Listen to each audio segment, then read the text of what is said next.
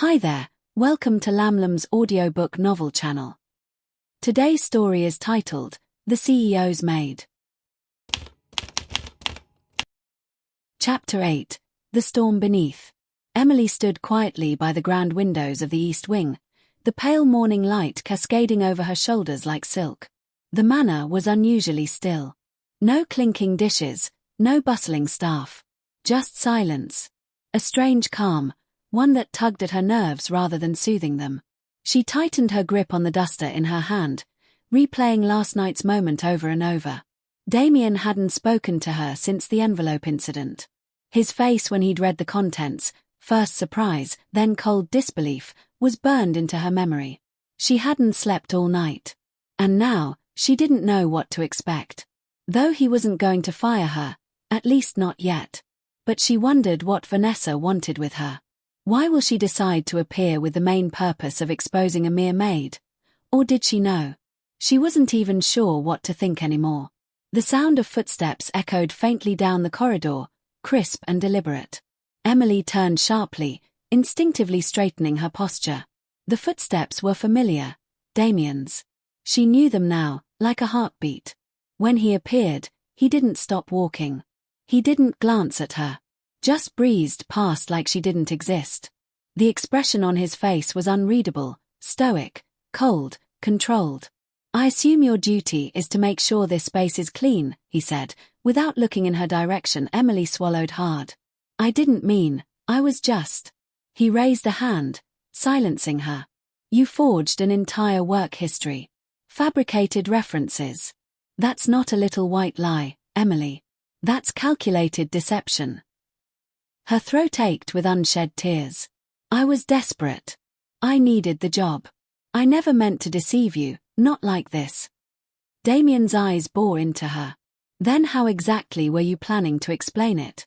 When things started to unravel? Or were you hoping I'd never notice?" Emily took a shaky breath. "I was hoping I could prove myself before anyone did. That you'd see I'm capable, even without the history."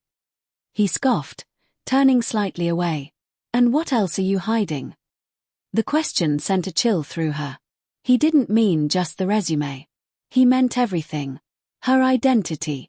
That night by the river. The secret she had buried deep under guilt and silence. But she wasn't ready. Not yet. "I've been honest with you in every other way," she said quietly, eyes pleading. "Everything I've done here, it was to help, not harm." He stared at her, jaw tense. Why now? Why did she show herself after months of disappearance just to expose you? Emily blinked, startled by the shift in focus. Damien ran a hand through his hair, pacing slowly. Emily looked down, heart pounding. She thought about Vanessa, her perfect red lips, her haunting smile, the way she had watched her like a hawk at the gala. She wondered what she knew. After a long beat, Damien exhaled slowly. "I should fire you," he said. "Anyone else would." Emily's heart dropped. "But I won't," he added, eyes softening just slightly. "Not yet." Her head snapped up, disbelief flickering in her eyes. Damien stepped forward, voice lowering. "But I don't trust you. Not completely. So here's what we'll do." He leaned closer, his gaze searching hers. "You will keep working. You'll do your job. But you'll also answer when I ask." She nodded slowly. "Okay." "And if I find out you're hiding something else," he said, voice tightening, "I won't give you another chance." Emily whispered, "Understood." Damien stepped back, his expression unreadable once more.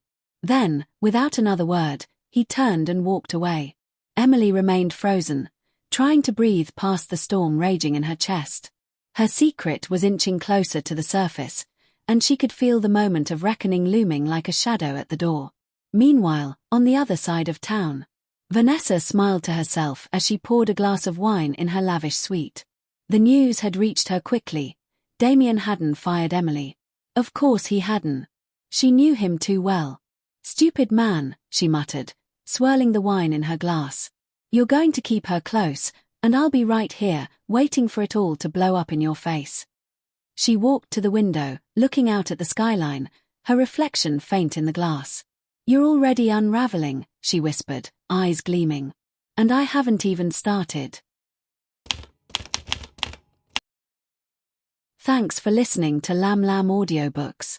If you enjoyed this chapter, don't forget to like, comment, and subscribe for more episodes.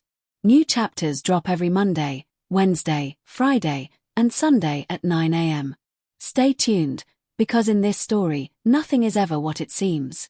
Until next time, keep listening.